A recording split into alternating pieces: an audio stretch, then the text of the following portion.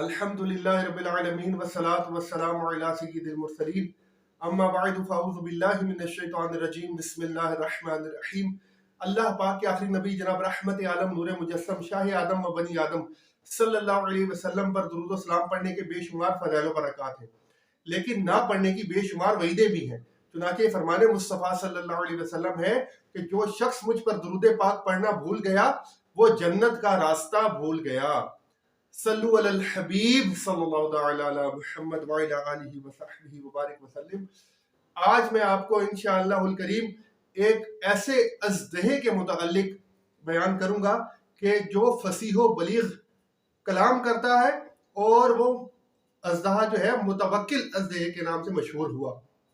Video को आगे बढ़ाने से पहले गुजारिश है कि हमारे चैनल को सब्सक्राइब कीजिए, वीडियो को लाइक कीजिए और अपने दोस्तों में शेयर कीजिए। हज़रत सैयदना हामिद असवद रहमतुल्लाह ताला अलैह फरमाते हैं कि मैंने हज़रत सैयदना इब्राहिम खवास रहमतुल्लाह अलैह को यह फरमाते हुए सुना, तवक्कल के बारे में मेरे यकीन की पुख्तगी की इब्तिदा इस तरह हुई कि मैं जंगलों और सहराओं में सफ़र करता था और जंगल में 3-3 दिन और 3 रातें क़याम करता था। एक दफ़ा मैं जंगल में रवाना हुआ तो एक तरफ जाते हुए 3 दिन और 3 रातें चलता रहा। जब चौथी सुबह हुई तो भूख प्यास की शिद्दत से मैं निढाल हो गया और कमजोरी महसूस करने लगा। बतकाज़ाए बशरियत मुझे रिज़्क़ के मामले में कुछ तरद्दुद होने लगा। मैं बड़ा गमगीन हुआ। अचानक मेरे सामने 4 बड़े बड़े अज़दहे नमूदार हुए और अपने मुंह से सीटी की सी आवाज निकाल कर भिनभिनाहट पैदा करने लगे। इनकी इस आवाज में ऐसा गम और सोज था कि ऐसी गमगीन आवाज मैंने आज तक ना सुनी थी। मेरी आंखों से आंसू जारी हो गए। वो चारों मेरी तरफ आए और इनमें से एक ने अपना सर बुलंद किया। बड़ा फसीहो बलीग कलाम करता हुआ मुझसे यूं गोया हुआ, ए इब्राहिम रहमतुल्लाह अलैह, क्या तू अपने खालिक के बारे में शक में मुब्तला है? मैंने कहा, नहीं अल्हम्दुलिल्लाह, मैं बहुत मुतमईन हूँ। इसने कहा, फिर तू रिज़्क़ के बारे में शक में क्यों मुब्तला हुआ? वो अज़दहा मेरी हालत से वाकिफ हो गया था। मैंने हैरान होकर पूछा, तुम मेरे हाल से कैसे वाकिफ हो? उसने कहा, मुझे परवरदिगार अज़्ज़ा वजल ने आगाह किया जो हर वक्त मेरे साथ है। सुनो, हम 4 अज़दहे मुख्तलिफ मकामात के रहने वाले हैं और हम तवक्कुल जमा करने आए हैं। मैंने कहा, ये तो बहुत जरूरी है। बेशक मैंने भी खाने पीने के मुतालिक तवक्कुल किया। इस दौरान अक्सर भूख और प्यास का सामना करना पड़ता है। उसने कहा, ए इब्राहिम, पोशीदा बातों की टोह में ना पड़ो। बेशक अल्लाह ताला के कुछ ऐसे बंदे भी हैं जिन्हें उसका जिक्र यानी अल्लाह का जिक्र सैराब करता है और इससे उनकी भूख प्यास जाती रहती है। फिर वो किसी ऐसी चीज की परवाह नहीं करते जिसके जरिए दूसरे लोग अपनी जिंदगी गुजारते हैं, और इन लोगों के दिलों में ऐसी चीजों के मुतालिक कभी परेशानी नहीं होती जिसके ना मिलने पर दूसरों को परेशानी लाहक होती है। हाँ, वो तो सिर्फ फितना फसाद से डरते हैं।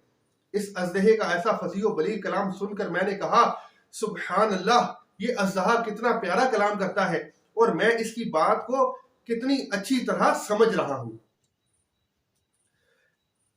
ये बातें सुनकर मैं रोने लगा। मैं ये बात सोच ही रहा था कि वो अज़दहा फिर बोला, ए इब्राहिम, पोशीदा बातों की टोह में ना रहो। क्या तुम अल्लाह ताला की मखलूक में किसी को हकीर जानते हो?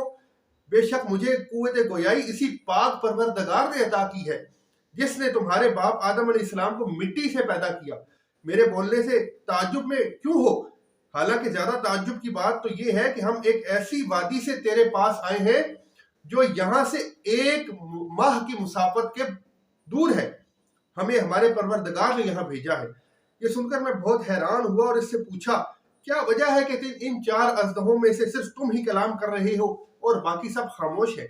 उसने कहा, ए अबू इसहाक रहमतुल्लाह अलैह, बेशक अल्लाह ताला और उसकी मखलूक के दरमियान हिजाब है। मखलूक में कुछ लोग एक दूसरे के गहरे दोस्त हैं, कुछ वुज़रा और कुछ लोग बाज़ के शागिर्द और मुरीद हैं। इन 4 अज़दहों ने मुझे अपना अमीर मान लिया और अपने आप को मेरे हवाले कर दिया। अब मैं ही इनकी नुमाइंदगी और रहबरी कर रहा हूँ। मेरी एक बात तवज्जो से सुन लीजिए, अगर आप किसी के अमीर बनो और तुम्हारे रुफका आदाब मलहूज रखें तो अनकरीब तुम और तुम्हारे रुफका इखलास की आला मनाजिल को तय कर लोगे। लेकिन जब अमीर काफिला ही भटक जाए और इसके रुफका इस पर बर्तरी चाहे तो समझो कि वो काफिला नाकाम हो गया। ناکامی کی سب سے بڑی نشانی یہ ہے کہ ماتحت اپنے امیر پر غالب آ جائیں اور اس کی طرف توجہ نہ دیں۔ جب تم دیکھو کہ ماتحت اپنے امیر اور نگران کے سامنے بے باکی سے بول رہا ہے اور امیر اور نگران خوش ہے تو سمجھ لو اس کی برکت اٹھا لی گئی۔ حضرت ابراہیم رحمۃ اللہ علیہ فرماتے ہیں کہ اتنا کہنے کے بعد اچانک وہ چاروں اضحے میری نظروں سے اوجھل ہو گئی۔ پھر میں 40 روز اسی ویران اور غیر آباد وادی میں رہا اور جو منظر میں نے دیکھا اس کے بارے میں سوچ سوچ کر حیران ہوتا رہا۔ یہ 40 دن گزرے کہ نہ تو مجھے کھانے پینے کی فکر رہی اور نہ ہی کسی اور قسم کی حاجت پیش آئی۔ میں 40 دن تک نہ سویا اور کئی دن تک ایک ہی وضو سے نماز پڑھتا رہا۔ یہ وادی بہت زیادہ غیر آباد اور ویران تھی، کوئی چیز اس میں ایسی نہ تھی کہ جس سے انسیت حاصل کی جاتی۔ بہرحال 40 دن بعد ایک صبح وہ چاروں اضحے پھر میرے سامنے ظاہر ہوئے۔ انہوں نے مجھے سلام کیا، میں نے سلام کا جواب دیا۔ ان میں سے وہی اضحیٰ جو پہلے مجھ سے مخاطب تھا کہنے لگا، اے ابو اسحاق، یہ حضرت ابراہیم خواص رحمۃ اللہ علیہ کی کنیت تھی، میرا گمان تھا کہ ان 40 دنوں میں کسی نہ کسی دن تو منتخب کر لیا جائے گا۔ میں نے اللہ عز و جل کی بارگاہ میں دعا کی کہ وہ تجھے صادقین کی بعض غذا کا حصہ چکھا دے، اور اب میں تیرا حال اللہ کے حوالے کرتا ہوں۔ پھر اس اژدہے نے اپنے منہ سے نرگس کے کچھ پھول میری طرف پھینکے، میں نے انہیں اٹھا لیا۔ جب سامنے دیکھا تو وہ تمام اژدہے غائب ہو چکے تھے۔ میں ان کی جدائی سے بڑا غمگین ہوا۔ پھر 40 دن تک میں کیف و سرور کے عالم میں رہا، نہ تو مجھے بھوک لگی نہ پیاس، اور میرے جسم سے ایسی خوشبو آتی تھی جیسے میں نے پورے جسم پر عطر لگا دیا ہو۔ اس طرح وہ پوری وادی خوشبو سے معطر اور منور رہی۔ یہ وہ پہلا واقعہ تھا جو اللہ تعالیٰ نے میرے لیے ظاہر فرمایا اور مجھے عجیب و غریب چیزیں دکھائیں۔ سبحان اللہ!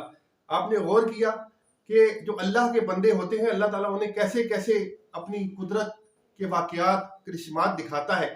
ماشاءاللہ اب اس واقعے سے ہی ہم دیکھ لیں کہ حضرت ابراہیم خواص رحمۃ اللہ علیہ اللہ کے نزدیک کتنا بلند مقام تھا کہ 40 دن تک کھائے پیے بغیر آپ کی اور سوئے بغیر الحمدللہ دن گزرے۔ یہ یاد رکھیے کہ عام انسان سے ممکن نہیں۔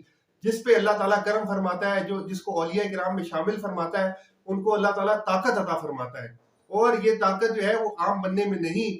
اس لیے لہذا جہاں بھی آپ دیکھیں کہ اللہ کا کوئی نیک بندہ ہے اس کا ادب کریں، کہ بعض اوقات ادب وہاں تک پہنچا دیتا ہے جہاں تک ریاضت اور محنت نہیں پہنچاتی۔ اللہ تعالیٰ سے دعا ہے کہ ہمارے اس آج کی حاضری کو قبول فرمائے۔ میری اس ویڈیو کو زیادہ سے زیادہ شیئر کریں۔ دیکھیں جتنے لوگوں تک یہ بات پہنچے گی اور وہ اس واقعے کو اللہ کا ذکر سنیں گے، اولیاء کرام کا ذکر سنیں گے، تو انشاءاللہ آپ کو بھی ثواب ملے گا۔ السلام علیکم ورحمۃ اللہ وبرکاتہ۔